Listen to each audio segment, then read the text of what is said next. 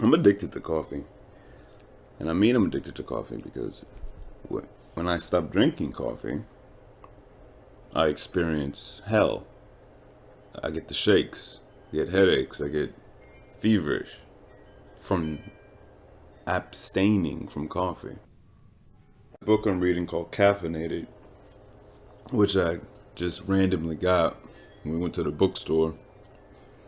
I just took a sip of some hard shit just now because I used the French press. Goodness gracious, I made it so strong. But I need it like that. I just want to get it. Just want to get that caffeine buzz, man. Just give me that fucking caffeine buzz, man. But the book Caffeinated, it was the guy was just at the beginning he was remarking how caffeine. He said, "I'm a caffeine connoisseur, caffeine enthusiast." He even begins the book making it seem as though he talks about this white powder being on his desk. This white powder that is commonly used for enhancement and this and that, and you're led to believe that it's cocaine. Well, at least I was, but then it's like, no, it's caffeine. 'Cause I didn't know caffeine, which is an alkaloid apparently, was a white powder at its purest form. But he's saying, I'm into caffeine hard. I love caffeine, and it's but let's not bullshit. Basically, caffeine is very much so a drug. It's a very much so a destigmatized drug, and so well accepted for various reasons. He goes and talks about the history of Coca-Cola and just caffeine's place and how it was. I didn't appreciate when when I was reading that book. It made me realize that as a child I was ingesting caffeine because I used to say I didn't drink coffee until I wasn't a coffee drinker until about the age of like 25 or 26 until my brother Eric introduced it to me. I wasn't drinking coffee. I never drank coffee. And when I first drank coffee, I could feel the effect. I felt like the cobwebs were being removed. It was a very nice experience. Um, but then I experienced the negative side of that, though. When I kept drinking coffee, the the insomnia, which I was already prone to, got worse, and also it satiates your appetite to the point where I got so used to not eating that I think sometimes I was not eating to my detriment, because I would just drink more coffee. But when I was a kid, it just tripped me out to think that I was ingesting caffeine, though, caffeine and sugar simultaneously in the form of soda. It's no wonder to me that my ADD-ish proclivities, my ADD-ish behavior, my ADD-ish chemistry, it surely was inflamed by my drinking soda as if it were water. I would fuck up a box root beer. I would fuck up a box root beer. Barks has bite. Do y'all remember that? Another commercial popped in my head. Cha-ching! You remember that with the dude? That was like a groundbreaking commercial. That's when commercials were starting to get some chutzpah. My man at rallies. I think that was Seth Green actually too. My man from who plays Chris in Family Guy, or from what was that motherfucker in? He was in things. Um Austin Powers. That gentleman, that young gentleman. But caffeine and sugar, dude. Kids like Ca- but at one point, caffeine's a fucking drug. All right, it it's one of the least consequential drugs, but I can, just from my own experience, the fact that coffee has its hooks in me so hard, the fact that I get the I feel off as hell when I go out drinking it, shit's powerful. But it's just one of those things that's just accepted. Kind of like sugar. Sugar is absurd. It scrambles the brain. It fucks you up in excessive amounts anyway. And when it's not when you ingest it when you're not having a well-rounded diet. I'm just talking, people. It tripped me out the other day. It tripped me out to see how out of touch I am with everybody and what they're interested in. When I attempted to see early in the morning Avengers Endgame on a Sunday, that shit was sold out, and it was 11 a.m. and everything was sold out everywhere. I didn't know people gave such fucks. We care about superheroes now? I knew we cared. But we care this fucking much? 11 a.m. sold out? I was at that bitch 30 minutes early. Everybody loves that shit that much now? What a time to be alive. What a time to be alive. Do nerds have any complaints anymore? Are nerds still getting the short end of the stick? I feel like when the household I grew up in, where my oldest brother had just all the comics out, and me and Eric Eric was into the comics. I was into them. Steve was into it 100%. Eric was into it like 90%. I was into it like 40%. But I was still nerded out though. I was into many nerdy things. I'm talking about into comics. My cup of tea was more so the anime, of course, and the video games, the RPGs. I was full nerded. I was fully nerded out with the role playing games. You got your Earthbounds and your Final Fantasy 6s and 7s and Chrono Triggers, your Baldur's Gates, what have you, Lunar, Avengers, Endgame. Everyone loves it. That's what's up. I ain't mad at it. I'm not mad at it. I'm envious, I suppose. I'm envious of the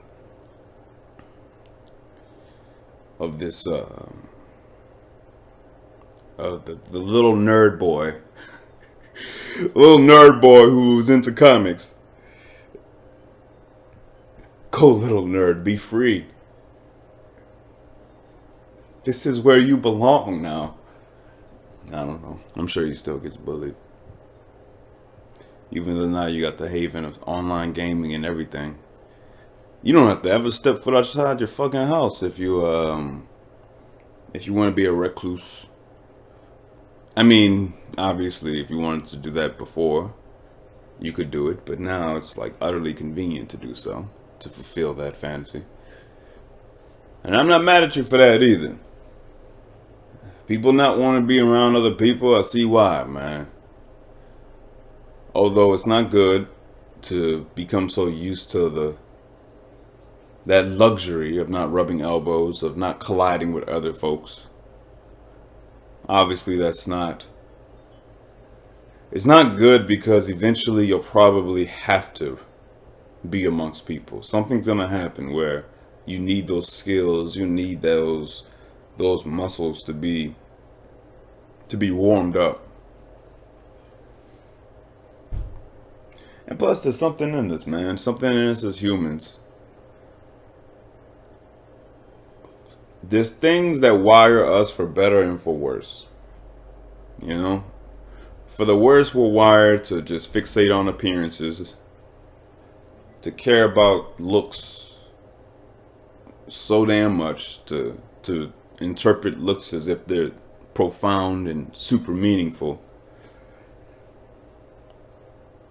But also we're wired to, I think, we're wired to want to connect to people. We're wired where we want to be one with people. And that's a gift and a curse, I guess you could say. It's a gift when you got somebody who's reciprocating, somebody who is willing to be connected to you. But we're all so hurt. Everybody's so fucking hurt, and hurt people, man. It's so true. I really think a big reason why, a huge fucking reason why, we don't have the healthy relationships, the wholesome bonds that we can, the high quality kinds of bonds. Because whenever somebody has attempted that in the past, whenever someone has put their soul and heart and everything on the table, somebody has just fucking burned them. Because I see it all the time. The reason why I assume this is because I have experienced it, and everyone I know has experienced it. So, it's only right that I extrapolate. And also, we don't define shit. How the fuck are you gonna love somebody if you don't know what love means to you? It is this arrogant fucking human thing, man. This arrogant shit we pull where we think just because we feel it, we're gonna be navigated in the right direction. Love points true north always, but it doesn't. Love to me is a suggestion of sorts.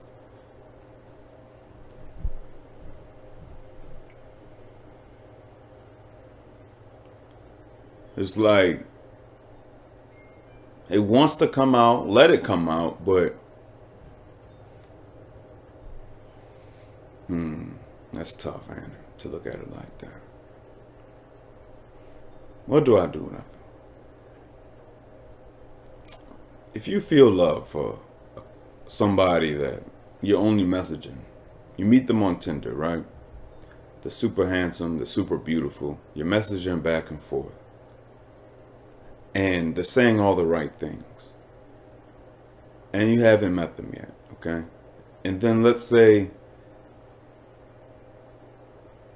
for whatever reason, y'all just click to the degree that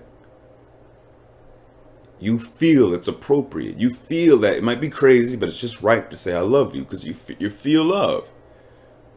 You don't know what it is about this person. Something so special there. Something so unique and awesome. The chemistry is just, whoa, didn't expect that. I love you. And they love you. You believe they are who they say they are. You believe that so far they have portrayed themselves. They have portrayed themselves with utter honesty. So everything seems right. There's no red flags. I love you. That love is just a kind of love to me, if we're looking at it sensibly. It's a love, but it's a hope-based love. It's a wish-based love.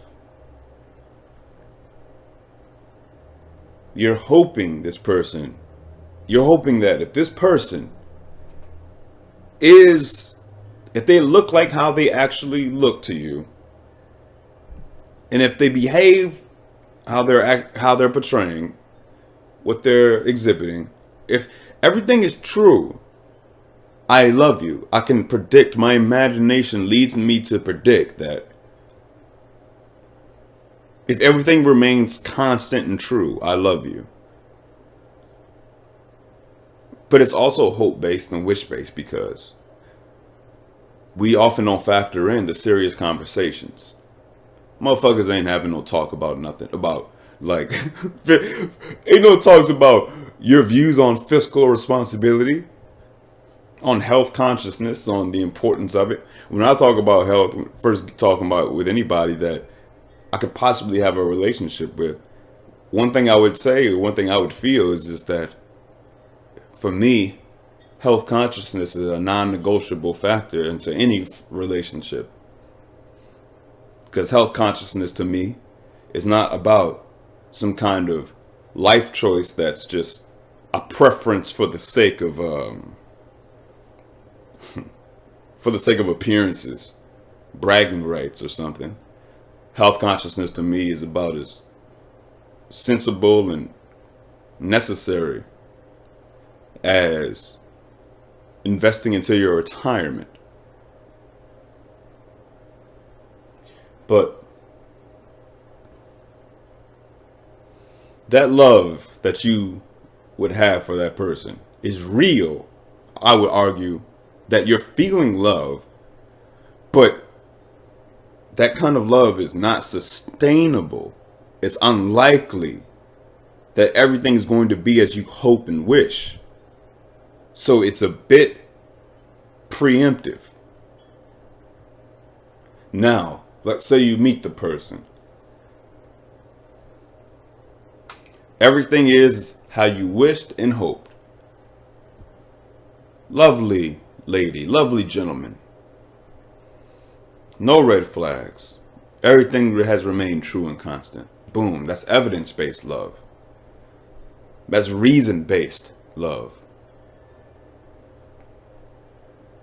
When everything is revealed to you through someone's actions and just very glaring evidence that they mean what they mean, that they're going to do what they say they're going to do. When there's evidence there, now that love is more sustainable, even though it's still subject to being thwarted. Why is it subject to being thwarted?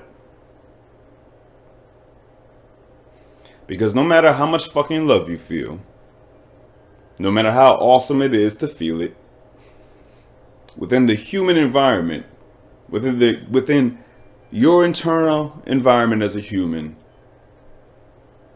there's a constant shift in mood and in chemistry. Your internal environment sometimes has no room, has no desire, it has no compatibility with love. You in your fatigue and hunger are likely not going to, when you pick your fight with your significant other because you're tired and stressed, that energy overpowers love. Those signals, though, that volatility within you, that hostility within your internal environment is hostile to love. It's not, I'm not saying it's impossible. A lot of people, despite how tired they are and stressed, love is still the star which lights up their planet. The star of love is always there. They're always letting it warm them. But for many of us, it is a cyclical thing. It's kind of like you feel love in the morning and hate at night. Shit. Because life is getting the best of your ass. I would say most people, life gets the best of you. You're stressed and your tiredness and your malnourishment. These things eclipse love. They eclipse the star of love. I'll speak for myself. I know that when I'm superbly stressed and all other kinds of things, it is hard for me to harness love. Love in that warm, frothy kind.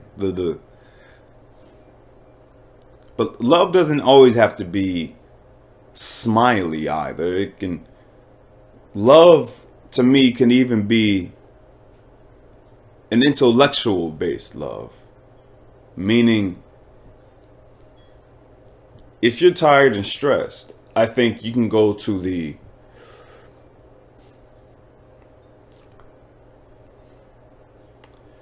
It's not about faking it till you make it, but rather you know what love looks like and you know how love comports itself. And so it's kind of like, despite